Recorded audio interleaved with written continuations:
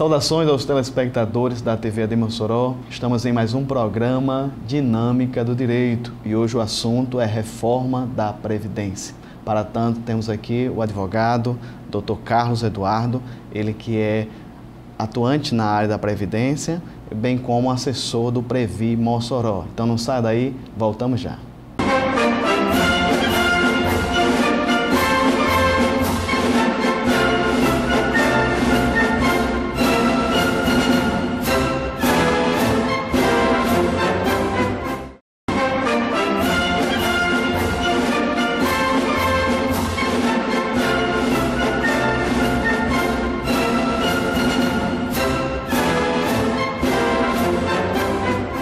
Estamos de volta com o programa Dinâmica do Direito. Dentre os temas polêmicos que está na mídia, na pauta atual, é a proposta do nosso presidente, da equipe do presidente Jair Bolsonaro, a reforma da Previdência.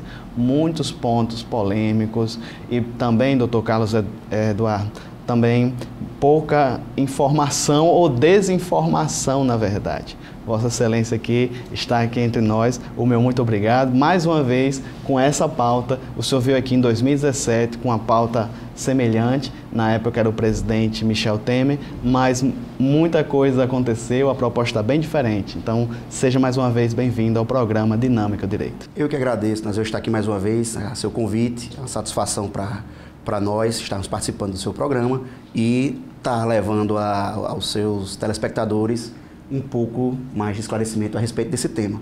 O tema é realmente muito complicado, né? Mexe com os direitos e mexe também muito com os ânimos das pessoas, mas é importante a gente realmente estar aqui para colocar, né, os pingos nos is, vamos dizer assim, tentar esmiuçar um pouco do que está sendo proposto e principalmente porque é um tema complexo e que, na verdade, a gente passou, não faz nem uma semana, na verdade, tem 5 dias hoje, né, que a gente passou a ter um pouco mais de informação a respeito do que se trata de fato, né, quais são os termos dessa proposta. Doutor Carlos, nesse bloco vamos tentar contextualizar, entender o porquê da reforma, da proposta de reforma da Previdência. E antes de tudo, antes de falar de rombo, déficit na Previdência, eu queria que o senhor esclarecesse para os ouvintes como a Previdência, a nossa Seguridade Social, aqui no Brasil, ela se financia. Uma pergunta muito importante, Nazil, que a gente realmente precisa esclarecer para a população, né? Como funciona a Previdência, como ela se financia, né? Existem basicamente 2 formas de financiamento. Ela funciona das contribuições diretas, certo? Que são aquelas que são feitas diretamente dos contribuintes, seja ele o trabalhador da iniciativa privada ou do serviço público, e também dos seus empregadores, né? Seja ele da atividade privada ou do serviço público. Então, essas são as contribuições diretas, parte do laboral e parte do empregador, certo? Mas a Previdência, ela também se financia indiretamente. Como assim? Praticamente uma dúzia de impostos, quase todos os impostos federais, certo? Eles têm um percentual por lei que é vertido para a Previdência, para poder financiar a Previdência. Então, mesmo uma atividade, sei lá, industrial, de certa forma, além da obrigação patronal e a obrigação do empregador que verte diretamente as contribuições todo mês, aquele percentualzinho é retirado do contra-cheque e repassado para a Previdência, certo? Os impostos que aquela indústria paga, né, eles têm um percentual que são vertidos diretamente para a Previdência. Então, esse conjunto vai todo para um fundo, certo? Que serve para a manutenção dos benefícios hoje atuais e futuros também, né? Seja auxílios de alguma natureza ou mesmo a própria aposentadoria ou pensão. No caso, doutor, esclareça para nós, existe realmente um rombo na Previdência? Ela não consegue hoje se autofinanciar? Existe uma discussão muito grande a respeito dessa questão. Há ou não há um déficit? Eu defendo que não existe esse déficit. O que existe, na verdade, o que pelo menos existiu, era o interesse à época, pelo menos até o governo Michel Temer, né, com a PEC 287 de 2016, que foi aquela... gerou tanto, quase que eu digo, eu acho que quase uma uma comoção no sentido de que realmente mexeu muito com a população e isso trouxe uma discussão muito grande, o que é bem-vindo e que eu espero que essa proposta do governo, que é a chamada Nova Previdência, seja oportunizada à população para que se tenha uma discussão bastante ampla antes que se chegue realmente a alguma definição. Mas, enfim, o fato é que os anos anteriores, até onde nós podemos fazer o levantamento dos dados, eu estou aguardando para ver se já tem um acesso. A gente está pesquisando ainda, na verdade, para ver os números de 2018, mas o mais importante é que, ano a ano, até 2017, a Previdência, ela se mostrava salutar, no sentido de quê? De que ela, depois que você saneava todas as despesas, sobrava dinheiro em caixa. Então, se ela sobra, ela é positiva, certo? Realmente, os números vinham mostrando que, ano a ano, essa receita vinha caindo, vinha diminuindo. Mas temos que levar em consideração que passamos por um período grande, né, de crise econômica, que enfim, se alastrou por todo o país, atingiu todo o país em todos os segmentos e causou um número bastante considerável de desemprego. Então, se você tem um aumento do número de desempregos, ou seja, uma diminuição de trabalho, de postos de trabalho, você vai obrigatoriamente vai ter uma diminuição nas contribuições diretas, por exemplo, né? Você está deixando de ter a contribuição de um trabalhador e está deixando de ter a contribuição também de um empregador. Então, esses números diminuíram. E outro ponto que reforça, ao meu entendimento, costumo colocar que é uma corrente que eu sigo, não é só meu, né? Mas existem vários outros advogados especialistas em previdência e que acompanham esse nosso pensamento, compartilham esse mesmo pensamento. Se a Previdência ela fosse realmente deficitária, como o governo colocou, naquela época, Michel Temer mostrou os números, mostrando apenas as contribuições diretas, sem as indiretas, que são aquelas que vêm através dos vários impostos pagos. Então, aí realmente houve uma redução muito grande na receita, certo? Mas ainda assim ela se mostrava equilibrada. Se você não consegue ter um número pelo menos equilibrado, muito menos satisfatório, como é que você desvincula a receita? Como é que você tira dinheiro daquele fundo? Que era justamente o que o governo vinha fazendo. Não só o governo Michel Temer, mas o governo Dilma, o governo Lula, onde foi criada uma lei, aprovada uma lei chamada de desvinculação de receitas da União, a chamada DRU, certo? Ela permite ao governo tirar 30% todos os meses do fundo da Previdência. Certo? E nós estamos falando em números, em cifras bilionárias. Ao longo desses anos foram retiradas. Agora, realmente, eu não me recordo dos números, mas foi algo em torno de 30 bilhões em 2016 e 15 bilhões, perdão, em 2015 e em torno de 15 bilhões em 2016. Então, se é tão deficitária, como é que você ainda retira dinheiro de lá? Então, isso reforça muito o nosso posicionamento, a nossa ideia. E os números lá, a matemática é simples, é claro. Se você incidir todos os números lá, como por exemplo as contribuições diretas e indiretas, esse número vai ser sempre superavitário. Por isso que o governo tirava dinheiro de lá. Agora, se ele tirava o suficiente para ficar negativo, né, infelizmente, aí realmente não tem outra forma, não existe outra forma, vai ficar negativo.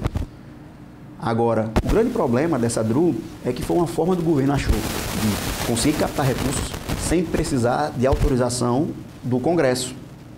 Ele não precisa pedir ao Congresso mais dinheiro para se gastar, porque anualmente é aprovado o orçamento para o ano seguinte, certo? É assim que funciona o financiamento da máquina do governo. E aí, ao longo do ano da execução, se o governo precisar de mais dinheiro, ele precisa pedir autorização ao Congresso Nacional para que seja dado mais rúbrica, mais dinheiro, ou então que ele possa remanejar de outras pastas.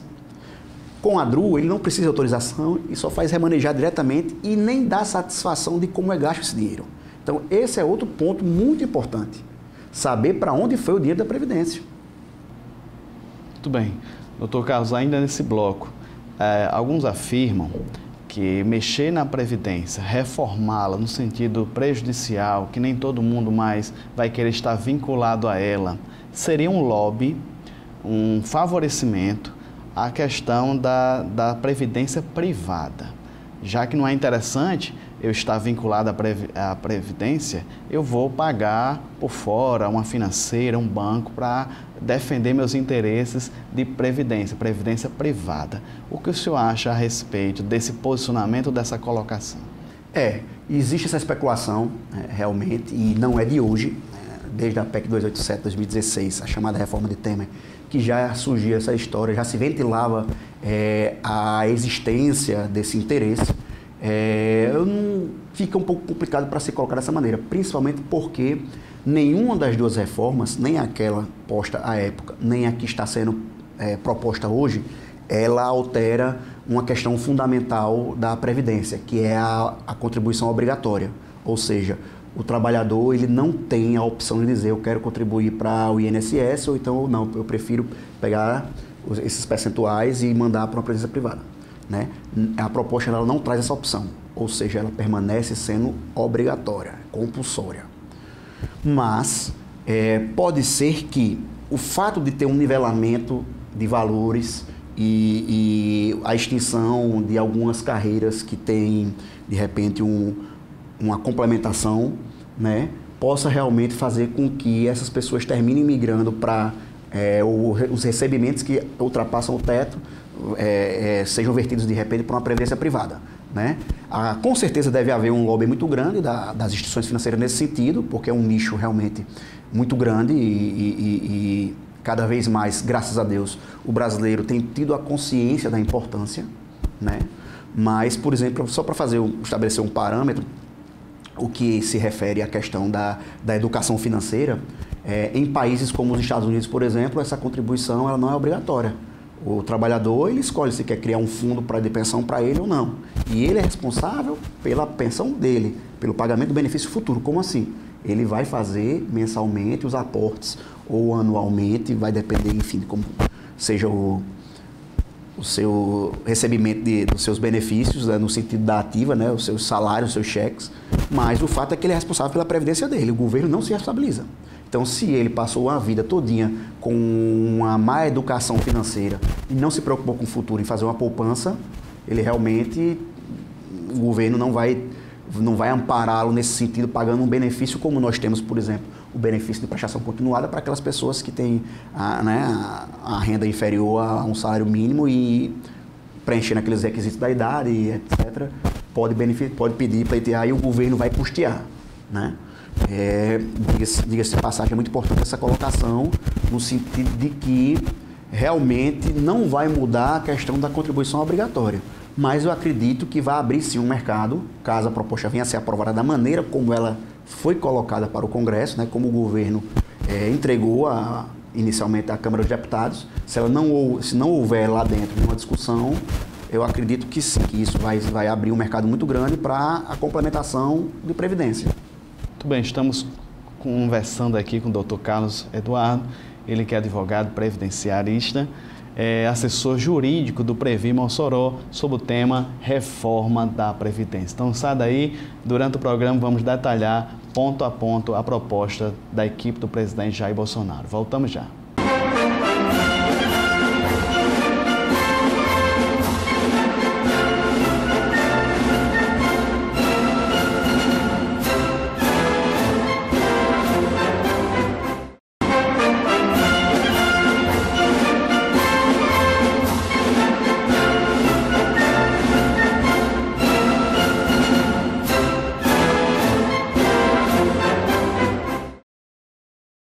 Estamos de volta ao programa Dinâmico Direito. Hoje o tema é reforma da Previdência da equipe de Jair Bolsonaro. Temos aqui o advogado, Dr. Carlos Eduardo, que além de tudo, além de atuar na área previdenciária, também é assessor jurídico do Previ Mossoró. Dr. Carlos, agora vamos começar a detalhar alguns pontos da reforma. Eu quero perguntar aqui, primeiramente, idade mínima, homem e mulher, teve alteração? Foi, doutor? Isso, Nazil, a proposta, ela traz, na verdade, é o principal ponto, né? Vamos dizer assim, é o cerne dessa proposta tem sido realmente a questão da alteração das idades, né? Uns entendem que é necessária, outros entendem que é necessário, mas que foi muito doloso, outros entendem que nem tanto. Sem fazer nenhum juízo de valor a respeito disso, o fato é o seguinte, a proposta, ela traz 65 anos de idade, para a idade mínima para os homens, e 62 para mulheres. Não importa se é um trabalhador do serviço público ou do serviço privado, né? A proposta, ela tende com foco na questão das idades mínimas e o tempo de contribuição, ela tende a unificar todo o regramento, inclusive trazendo os regimes próprios que são, embora tenham uma base no regime geral, mas eles possuem algumas regras específicas, que são até mais vantajosas para os servidores públicos, que estejam vinculados, mas ele tenta aproximar o máximo possível para todo mundo. Então, a proposta ela diz o seguinte, unificaria ao longo de 12 anos, em sendo aprovada, né, entrando em vigor, ela não começaria de imediato aos 65 para homem e 62 para mulher. Ela teria esse período de transição, que levaria até 12 anos. Na verdade, para os homens seriam menos tempo, 8 anos, mais ou menos, em até 8 anos, e as mulheres um pouquinho mais de tempo.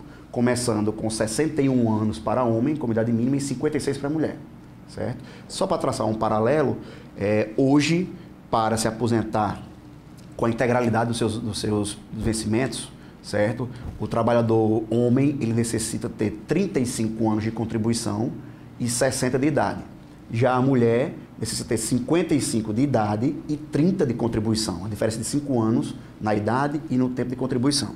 Então, para o homem, a gente observa que não ficou muito pesado, né? Acrescentou-se 5 anos na idade, mas em contrapartida se diminuiu 15 anos no tempo de contribuição. Já a mulher, que era de 55, realmente onerou um pouco mais. Ao final desses 12 anos, serão acrescidos 7 anos na idade mínima, mas ao mesmo tempo se retirou 10 anos do tempo de contribuição. Né? Então a gente tem que fazer, na verdade, acho que tem que haver uma discussão e ir para a parte, vamos dizer, numérica, ir para a ponta do lápis, para se verificar se realmente é mais danosa do que salutar e vice-versa. Por que isso? A gente precisa ver que a longevidade do brasileiro, não só o brasileiro, mas o que interessa para a gente, né, é o brasileiro, ela tem crescido ao longo das décadas, ela tem subido graças à questão o avanço da medicina, da qualidade de vida. Tá certo que a gente ainda precisa melhorar muito, mas realmente é um fato, é um dado colocado pelo próprio IBGE, que vem trazendo isso, né, atualizando esses dados, e com base nisso o governo viu a necessidade para manter a previdência saudável, né, realmente revisar esses números. Sem fazer juízo de valor a respeito do que foi estabelecido, do que foi proposto, eu acredito que sim, que de tempos em tempos a gente tem que fazer essa atualização para poder a Previdência acompanhar também a questão, né, da situação que o brasileiro vive, né, que o homem, no sentido geral, né, a pessoa, o trabalhador vive. A gente não pode comparar a longevidade, a gente não pode comparar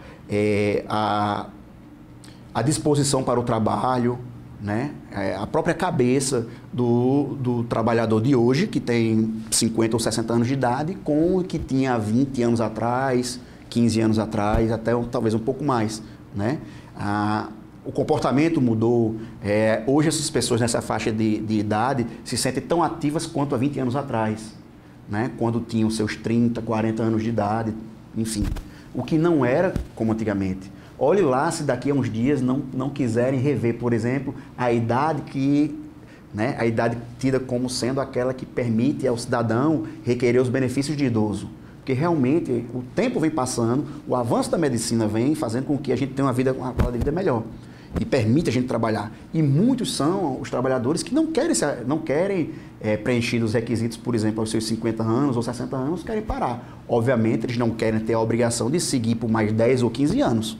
Né? Então a gente precisa ter uma discussão para verificar realmente qual chegar a um número que seja real, até porque a gente sabe, mas que existem aqueles trabalhadores, existem certos tipos de labor que são bem mais onerosos, né? No sentido de que demanda muito mais energia, muito mais trabalho, e isso realmente rouba um pouco da nossa juventude, vamos dizer assim, ou da nossa disposição. Então realmente faz com que o desgaste da máquina humana seja maior, né? Então a gente não pode nivelar todo mundo pela mesma régua, quando uns trabalham muito mais de sol a sol, realmente pegando no pesado, e outros têm uma atividade, vamos dizer assim, onde de repente o desgaste maior é o desgaste mental, né?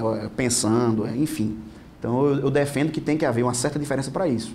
Falando em desgaste, questão do nosso agricultor. O trabalhador rural também teve alterações, não foi, doutor Carlos? Isso. A proposta, ela traz, né, visando essa questão de tentar unificar tudo no mais próximo possível, mas felizmente, pelo menos, ela não foi tão dura com os trabalhadores rurais. Como assim? A proposta prevê uma idade mínima unificada para homens e mulheres, né, que sejam trabalhadores rurais. Entretanto, não é a que foi apresentada para, vamos dizer assim, para o geral. Eles propõem a idade mínima de 60 anos para o trabalhador rural, seja ele homem ou mulher. Mas, por outro lado, mantém a questão da idade mínima, mantém a questão do tempo de contribuição mínimo de 20 anos. Hoje se exige 180 contribuições, que são 15 anos. Né? Então você baixou um pouco a questão da idade e nivelou entre homens e mulheres, mas está exigindo 5 anos a mais de contribuição no labor. Né? E são 5 anos realmente não, assim, são 5 anos no trabalho pesado. Né? A gente imagina que não seja diferente do que a gente imagina, que o trabalhador rural ele acorda com o sol, né? Com o nascer do sol, quando não antes, para preparar, enfim, o material para fazer a colheita, ou para fazer o plantio, ou para cuidar do gado, enfim. E esse labor, ele vai se estende ao longo do dia todo, né? Então ele ultrapassa aí as 8 horas facilmente. Então ele é bem mais desgastante do que, né, um trabalho comum na cidade, por exemplo. Sem querer desmerecer, obviamente, qualquer outro tipo de trabalho também na urbano. Professor, também teve grandes alterações. Eu acho que o pessoal que trabalha no magistério, no ensino, deve estar se sentindo, com essa proposta, bastante ameaçado, né? A questão do professor, no meu ponto de vista, o principal fator é que a gente não viu na proposta a manutenção do professor, né, como sendo considerado uma categoria especial. Né? Pelas regras que estão em vigor, as regras atuais, o professor que tem comprovadamente o seu labor em atividades ligadas ao magistério, ele tem um benefício da redução da sua idade e no seu tempo de contribuição, ambos de 5 anos. Por exemplo, então, uma professora que comprova o seu período de labor, né, em sala de aula, né, ou seja, em atividade de magistério, ela pode, pela integralidade, ela pode requerer o seu benefício de aposentadoria a partir de 25 anos de contribuição e 55 anos de idade. Pela proposta, não há mais esse benefício. Né? E o outro detalhe é que o tempo de contribuição para os professores se tornou maior do que o do geral, vamos dizer assim. Seriam 30 anos de contribuição. Né? Então, você tem aí uma certa... embora eles tenham reduzido para 60 anos homens e mulheres, assim como os trabalhadores rurais, mas aumentou em 10 o tempo de contribuição em relação à proposta geral. Entretanto, aquele outro ponto que nós colocamos há pouco tempo. Numa avaliação direta com o que nós temos hoje em vigor, né, você teria a redução de... seria 30 anos, quando esse é exigido. Na verdade, não, até aumentaria. Situação delicada do professor, doutor Carlos. Assim, eu fui convidado faz uma semana para dar uma palestra numa escola pública. Eu senti a angústia do magistério, da equipe, de manter ali um silêncio.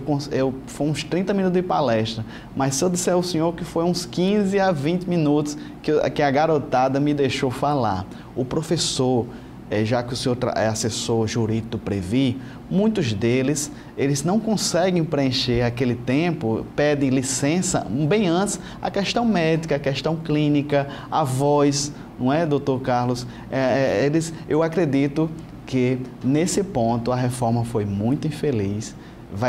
Eu acredito que vai ter toda uma discussão, mas o senhor que tem essa realidade do Previ Mossoró, o senhor pode atestar ou não agora, muitos professores dão entrada antes do tempo, questão física, o desgaste em sala de aula é muito grande. Antes do tempo, você fala em relação à questão da redução dos 5 anos? A questão clínica mesmo, voz ou... Sim, a gente tem um número, eu não tenho como lhe trazer agora realmente de cabeça, né? Mas existe, mas também não é um número expressivo, muito alto. Não é expressivo. Não chega a ser alarmante, não chega a ser expressivo. Mas sim há, porque realmente a questão pela qual hoje o professor do magistério ele é tido, ele é beneficiado por esse regramento, é justamente porque, embora ele esteja em sala de aula, né, o que pode até parecer que seja até confortável no sentido de que não é desgastante, mas é só aparência. Por quê? Eu não vou nem levar em consideração, de repente, o professor de primário que lida com crianças, porque eu acho que vai bem mais além disso. Por mais que ele seja a classe mais alta, onde você consiga ter a atenção dos alunos e etc e tal, o labor ele é muito exigente, porque você tem que dar suas horas aula, o professor tem que dar suas horas aulas, certo? Fora isso, exige o quê?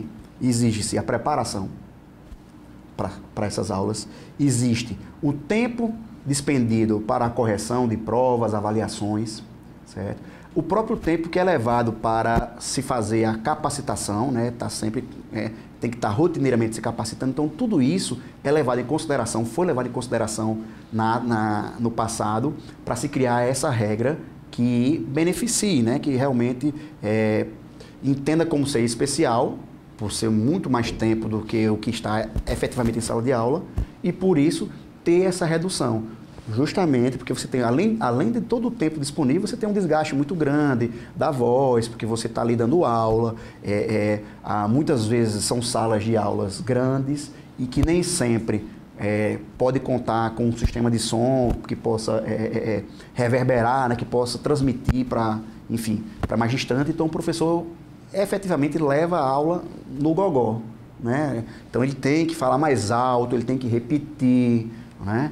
E isso ao longo do tempo vai cansando, vai maltratando e algumas vezes realmente leva-se ao caso de afastamento médico por algum tipo de lesão que necessita realmente, para não agravar, ele necessita se afastar. Então realmente eu considero sendo uma atividade que exige muito mais e que é merecedora de ter esse benefício, né? E eu espero que seja uma questão que seja realmente discutida no Congresso, né? Que não precise que a população vá lá pleitear, né? Vá lá cobrar, que os próprios parlamentares eles tenham a sensibilidade de perceber isso. De perceber, primeiro, é indiscutível a importância do professor. Ele é o maior mestre, ele é o formador de todos os outros, né? Então, sem nem levar em consideração as outras questões que são deficitárias e que eles precisariam merecidamente ter reconhecido, esse é um fator que eu acredito que não deve se deixar de lado. Que tem que se haver essa percepção, e se não houver, que a população vá lá cobrar o seu parlamentar, aquele que você votou, no seu deputado, no seu senador, e exigir que eles tenham uma atenção maior para com esses profissionais e com todos os outros, na verdade, né? Somos todos nós que estamos, né, nesse mesmo caminho, nesse mesmo barco. Excelente. Então, estamos felizes aqui, doutor Carlos Eduardo, falando aqui sobre reforma da Previdência. Vamos detalhar, doutor Carlos, nos próximos blocos, os militares, os agentes de segurança pública. Então, não sai daí, permaneça conosco. Voltamos já.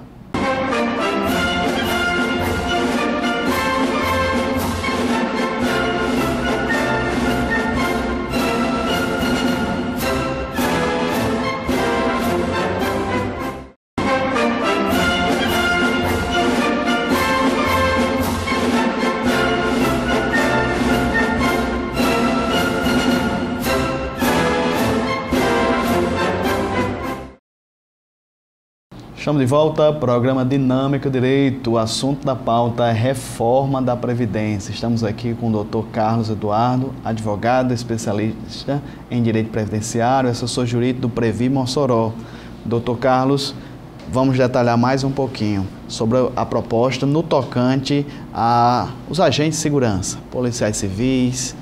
Teve alterações, doutor Carlos? Nazil, realmente é um ponto importante a gente colocar, porque a proposta contempla de forma diferente a questão da idade mínima para os policiais civis, os policiais federais e os agentes penitenciários, né? A regra é um pouco diferenciada, eles não estariam contemplados com a idade mínima de 65 e 62, e sim em 55 anos de idade para ambos os sexos, né, sem diferenciação. Mas, em contrapartida, eles exigem um tempo maior, tempo mínimo de contribuição maior, de 30 anos, ao invés dos 20 anos propostos para o regulamento geral, vamos dizer assim. Então, essa é uma grande diferença, né? E o argumento é de que, realmente, devido à situação, que o agente ele está diretamente trabalhando com a periculosidade, né? Se colocando em risco, e, por isso, teria essa pequena diferenciação, né? Lembrando que é uma proposta e que ela ainda pode ser discutida a nível das casas legislativas, o que eu acredito que deva acontecer, pois eu não acho que as corporações elas vão se sentir satisfeitas com esse número, porque ainda é uma diferença razoável, né? Pelo menos eu acredito que eles devam vir discutir a questão do tempo mínimo de contribuição. Doutor Carlos, uma categoria que sempre teve uma resistência, pelo menos, eu acho que, se não me engano, na de Michel Temer, acho que não foi nem citado, feito referência, salvo engano, a questão dos militares e policiais militares. Dessa feita vai ter, durante os próximos dias, eles vão ser também incluídos na reforma da Previdência, é isso, doutor? Isso. Um aspecto, já que você traçou aí esse parâmetro, essa comparação, um aspecto que a proposta atual, né, do governo atual, a chamada Nova Previdência, ela trata, que não foi sequer tratado na passada, é a questão de trazer os militares para contribuírem literalmente nesse sentido, né? Que os militares eles são considerados, né, pela grande maioria como uma classe especial que tem realmente regramentos específicos e bem mais vantajosos. Mas é importante se colocar primeiramente o seguinte: embora a proposta da nova reforma ela trate dos militares, ou seja, tenha trazido a discussão, mas o texto de lei que foi proposto, ele não traz nenhum tipo de regramento para essa categoria, nem as Forças Armadas, nem os policiais e bombeiros militares. O que foi colocado pelo governo foi o seguinte, no ato de protocolo da atual proposta, é que nos próximos 30 dias, o governo deverá enviar ao Congresso um projeto de lei apartado tratando especificamente deles. O porquê disso? O entendimento do governo é que os militares, sejam eles os policiais, militares e bombeiros, como os membros das Forças Armadas, eles merecem uma tratativa especial, o que eu também realmente concordo nesse aspecto, porque, na verdade, eles não possuem previdência, eles não são contemplados pela previdência como qualquer outro trabalhador serviço público, ou servidor público, né? Os militares, eles atuam no regime de reservista. Então, após o período de labor, eles são transformados, eles são transpostos para a reserva. O que significa isso? Eles passam a receber o seu soldo, vamos dizer assim, de forma clara, os seus vencimentos, o seu benefício, certo? Mas, a qualquer momento que a sua corporação necessitar, né, o país, no caso das Forças Armadas ou das polícias, necessitar dos serviços daqueles militares, eles são convocados a voltar à ativa. Eles sequer têm o direito de opção. Eles são obrigados a voltar a trabalhar.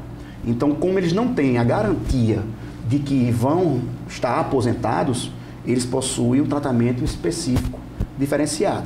Como também, por exemplo, na ativa eles não recebem hora extra, com exceção dos policiais militares em algumas circunstâncias, mas enfim, o labor deles é bem diferente do geral. Então, por isso também existem algumas regras que devem ser diferenciadas. Mas o fato é que a gente precisa aproximar também a realidade atual do Brasil, né, do país. Então a gente tem que realmente eliminar alguns benefícios e trazer para a realidade do conjunto. Então, por isso, o governo entendeu que teria que ser feito um projeto apartado, específico para essa categoria. E vamos aguardar então os próximos dias, né, para que a gente venha a ter o conhecimento literal, né, do que vai ser proposto para essa categoria. No tocante à pensão por morte, teve alguma alteração, doutor Carlos? É um tema também muito importante de se colocar, Nazil. Agradeço pela indicação aí. A pensão por morte, a proposta da nova reforma, né, a nova Previdência, ela traz alterações consideráveis. E, no meu ponto de vista, será um dos pontos mais como eu posso colocar, delicados, certo? E que eu acredito que vai sim causar uma discussão. Por quê? Pela regra atual, A pensão por morte, ela é paga, certo? Aos dependentes, ou ao cônjuge, ou aos filhos, enfim, aqueles que estão indicados no rol como dependentes, né, por lei. E a proposta atual, ela traz algumas distinções. Por exemplo, uma que me chama muita atenção é no que concerne a questão do acúmulo de benefícios, né? Hoje, aquele cidadão que ele está aposentado e por algum motivo adquire o direito de receber uma pensão por morte, seja de um cônjuge, seja de um filho, ele pode acumular sem nenhum tipo de problema. Agora, se a proposta, da forma como ela está, como ela foi colocada, se ela for aprovada, isso não mais poderá acontecer, ou pelo menos não na sua integralidade. Como assim? A proposta diz o seguinte: aquele que já gozar de um benefício e vier a receber, por exemplo, a questão da pensão por morte, ele terá a opção de escolher, certo, um dos dois benefícios, aquele que for maior, por exemplo, para receber 100% deste valor. E, de acordo com a faixa, com a categoria salarial, o valor desse benefício, ele vai ter um direito a um percentual de acréscimo. Como assim? Se o benefício acessório, vamos dizer assim, né, for até um salário mínimo, ele pode receber 80% desse salário mínimo. Se a faixa desse benefício for entre 1 e 2 salários mínimos, esse percentual vai para 60%. De 3 a 4, ele vai baixar para 40%. E de mais de 4 salários mínimos, ele vai simplesmente ser zerado. Não vai ter acréscimo algum. Então, isso é um ponto muito complicado para se colocar, porque a gente entende o seguinte: geralmente, aqueles dois, vamos dizer que seja o pai e mãe de família, eles são responsáveis pelo financiamento da casa, a manutenção da casa, né? E aí, um deles vem a faltar. Muitas vezes, Nazil, esses dois benefícios, esses dois valores juntos, eles não conseguem arcar com as despesas da casa, ou praticamente só arca com as despesas, né? Então, se um deles vem a faltar e você deixa de contar com 100% dele, imagine como ficará a situação, né? E no tocante especificamente à pensão, outro detalhe muito importante é a alteração dos valores também, porque o projeto propõe o seguinte: uma vez concedida a pensão, ela vai ser limitada a 60% do valor. Se houver outros dependentes, e aí até é importante colocar, porque essa questão dos dependentes, ela lembra a proposta da reforma de Temer, que realmente colocava 10%, tal igual, para cada dependente até 100%, né?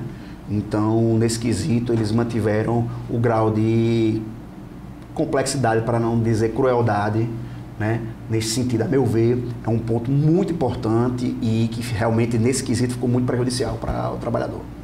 Doutor Carlos, salvo engano, no tocante à pensão por morte, na de Michel Temer, as jovens viúvas ficariam um pouco prejudicadas. Então, tinha um tempo relativo para ela receber. Nessa nova, também não faz menção a isso não, né? Uma viúva, vamos botar aqui uma idade 20 anos, pela infelicidade ela ficou viúva.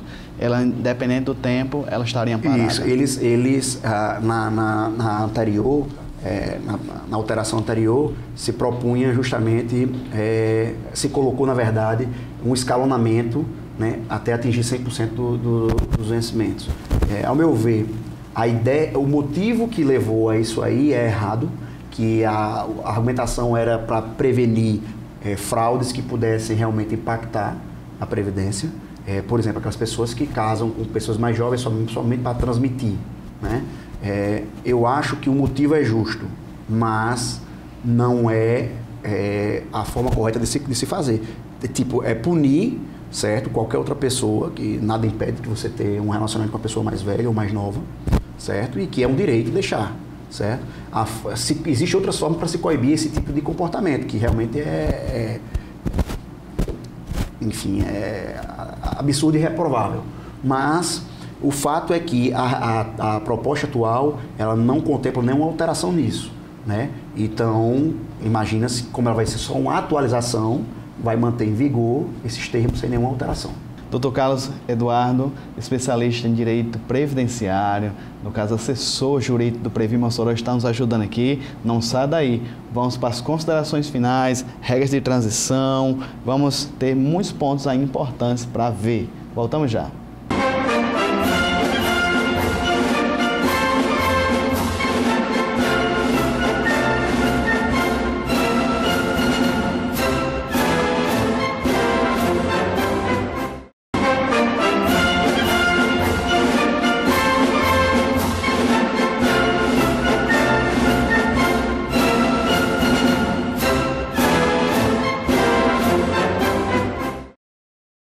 Estamos de volta, quarto e último bloco da nossa conversa com o Dr. Carlos Eduardo, advogado especialista em direito previdenciário, assessor jurídico do Previ Mossoró, nos ajudando aqui a falar sobre reforma da Previdência.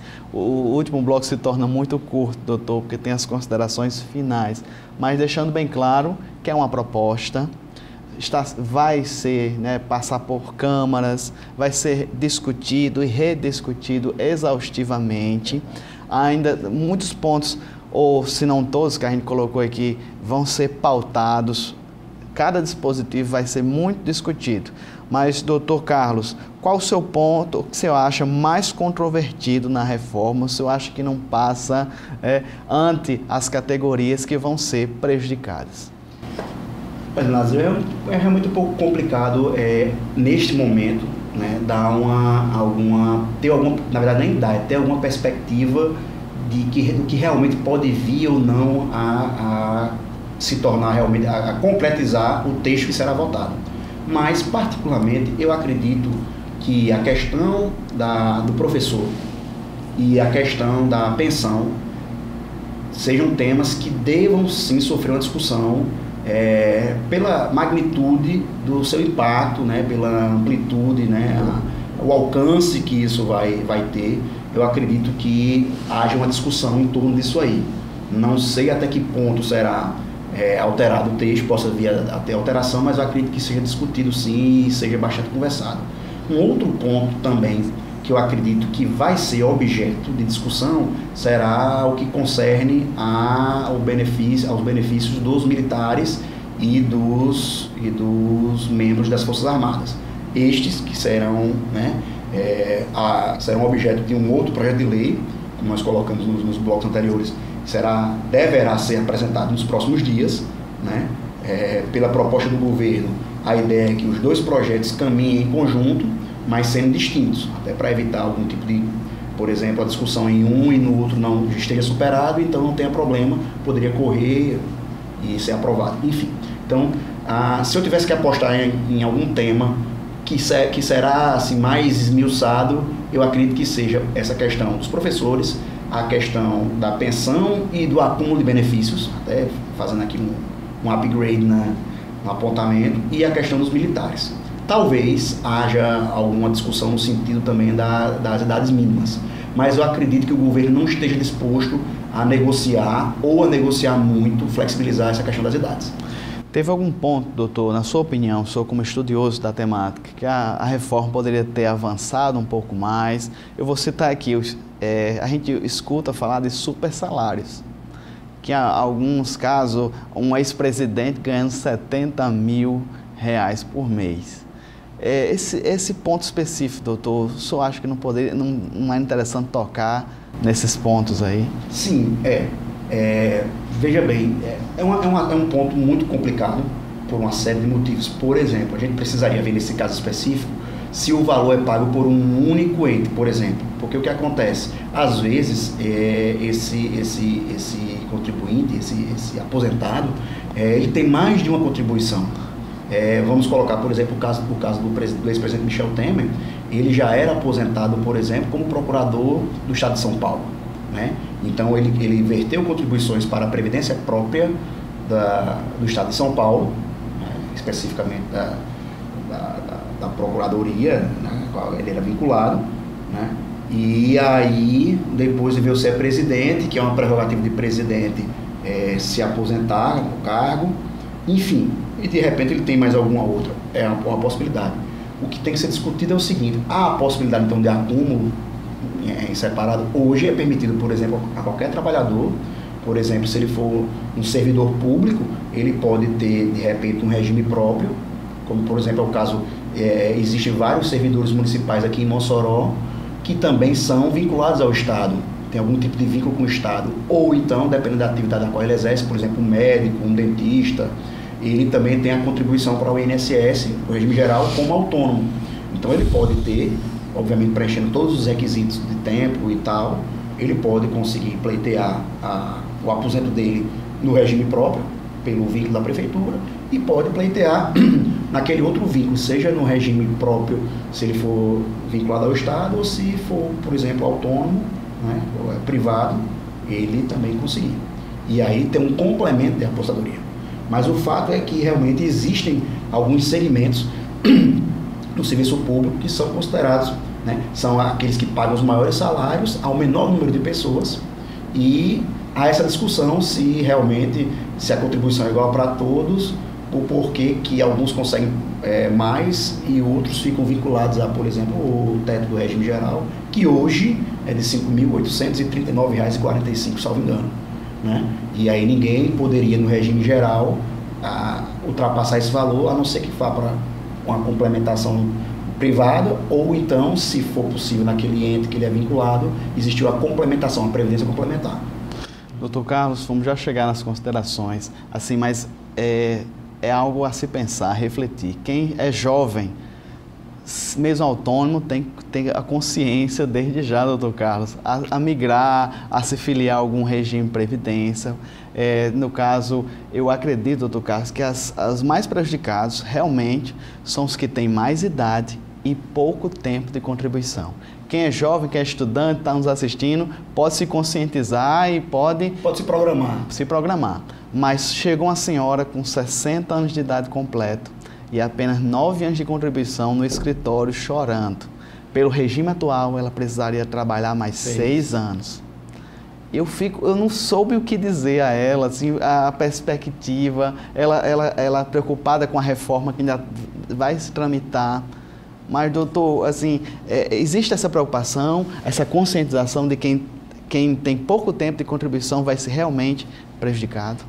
Olha, é uma pergunta até interessante, porque aí a gente entra na questão da,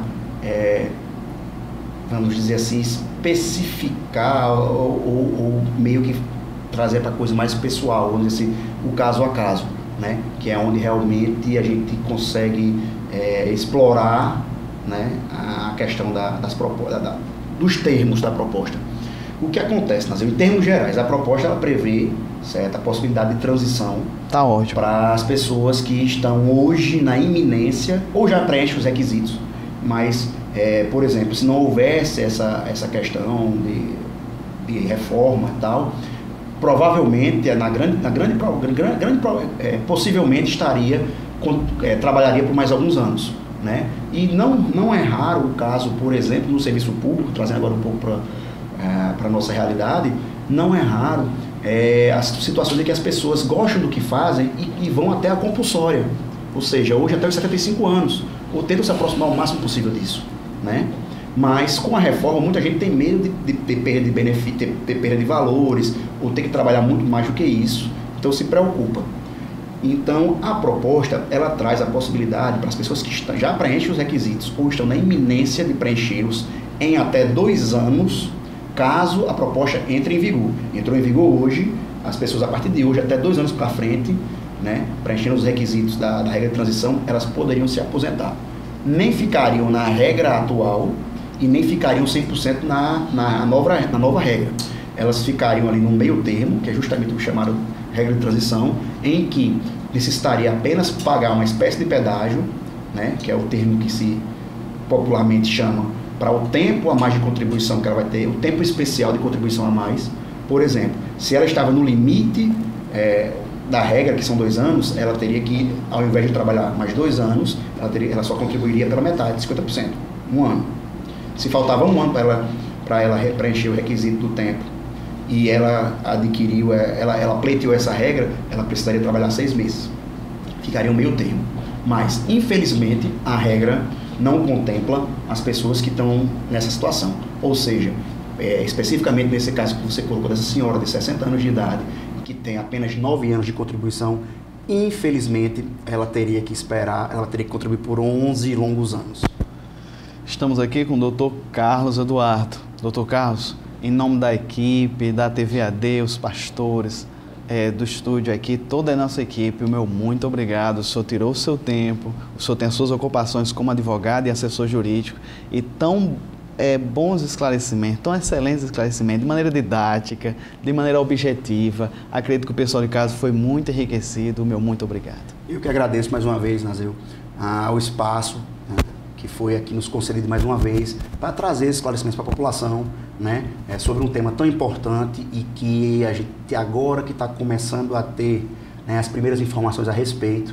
É uma coisa que ainda vai ser muito discutida e que a gente espera que tenha um acompanhamento da sociedade de perto, porque trata-se do futuro de todos nós, né? Então nós precisamos realmente estar atentos a discutir isso aí, para que a gente tenha aprovado aquilo que é o mais próximo do que é necessário do ponto de vista do governo, da questão financeira, mas também o mais próximo do que nós, como trabalhadores, podemos suportar, né? Abrir mão, todo mundo abrir mão um pouco, para que a gente realmente consiga fazer uma previdência que seja positiva, que ela seja, realmente ela venha arcar, realmente ela venha cumprir com a sua obrigação, que é arcar com o pagamento dos benefícios de todos nós, que passamos a vida inteira laborando, né, com vistas a ter um futuro um pouco mais de tranquilidade e poder gozar dele.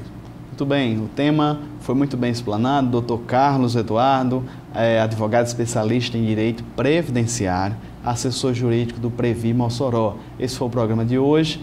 O meu muito obrigado pela sua audiência. Permaneça conosco aqui na TVAD, tem os eventos, tem os cultos e até o nosso próximo programa Dinâmico Direito. Que Deus abençoe a todos.